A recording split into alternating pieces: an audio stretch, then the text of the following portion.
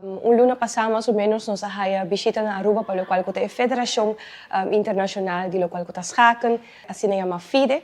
Nós a reunir com nang e nang a proponer hope ideia e pensamento nang arriba e participação de Aruba na local que está schaken por lo general. Caminho com a apresentar também nós a proposição de laga Aruba participar do local que tem projeto de Chess for Freedom. Essa aqui toda uma oportunidade para tour local que está nós pessoas nang detenido na centro correccional Kia, por também participar arriba Olimpiada Internacional que toma lugar digitalmente para os schaken ajedrez.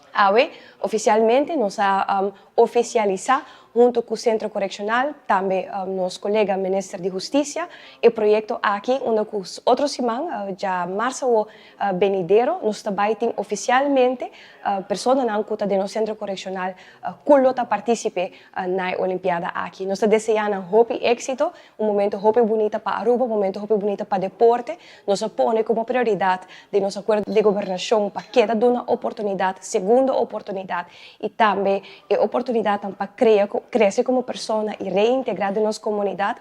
Deporte no momento aqui de ajedrez ativo oficialmente no Centro Correccional Kia. O projeto chama Chess for Freedom. Nós temos ongeveer 20 presos de diferentes categorias, zowel jeugd, adulto, feminino e masculino, e diferentes departamentos que tem em Kia. Pero feidi nós saca 16 jogadores que não lo representa Aruba em Chess for Freedom Olimpiada que vai tomar lugar dia 14 de outubro, dus de março venidero. E atleta aqui lo vai jogar dus online, é uma Olimpiada online.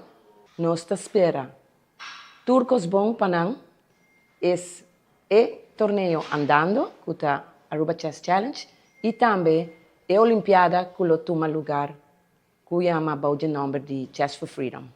Nós agradecemos ao Ministro de Deporte para aceitar para essa aqui uma realidade e nos Ministro de Justiça.